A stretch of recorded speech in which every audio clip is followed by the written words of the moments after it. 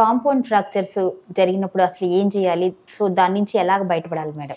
ఇప్పుడు అది వరకు రోజుల్లో అంటే ఏంటంటే 95కి బిఫోర్ కాంపౌండ్ ఇంజరీస్ చాలా తక్కువ ఉండే. ఇప్పుడు హై స్పీడ్ వెలాసిటీ వెహికల్స్, ఈ స్పీడ్ వెహికల్స్ ప్రతి ఒక్కళ్ళు ఫాస్ట్గా డ్రైవ్ చేయటము, ఇలాంటి కారణాల మూలంగా ఈ కాంపౌండ్ ఇంజరీస్ అన్నమాట. ఈ హై వెలాసిటీ ఇంజరీస్ అంటే మనిషి కాలు కానీ చెయ్యి కానీ పడితే తట్టుకోలేదు, ముక్కలు ముక్కలు అయిపోద్ది, ఆ స్కిన్ సాఫ్ట్ టిష్యూ ఓపెన్ అయిపోద్ది అనమాట.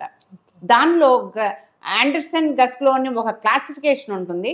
ఆ క్లాసిఫికేషన్లో 4 స్టేజెస్ కింద డివైడ్ చేసి ఏబిసిడి గ్రేడ్స్ కింద ఈ 2 సెంటీమీటర్స్ స్కిన్ లాస్ ఉంటే ఎంత ఉంటుంది, 2 to 5 సెంటీమీటర్స్ స్కిన్ ఓపెన్ అయితే ఎంత ఉంటుంది, మోర్ దాన్ 10 సెంటీమీటర్స్ ఓపెన్ అయితే ఎలా ఉంటుంది, తర్వాత బోన్ ఎంత ఎక్స్పోజ్ అయితే ఏం చేయాలి, తర్వాత న్యూరోవాస్కులర్ బండిల్స్ నరాలు ఆర్టరీస్ ఇవి కట్ అయితే ఏం చేయాలి, ఇలా క్లాసిఫికేషన్స్ ఉంటాయన్నమాట.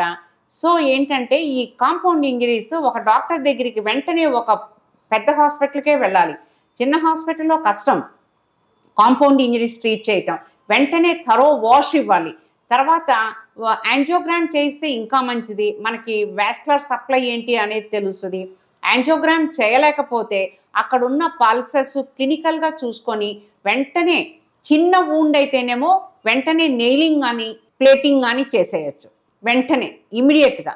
ఒకవేళ అక్కడ సదుపాయాలు లేకపోతే ఎక్స్టర్నల్ ఫిక్సేటర్ అని ఉంటాయన్నమాట.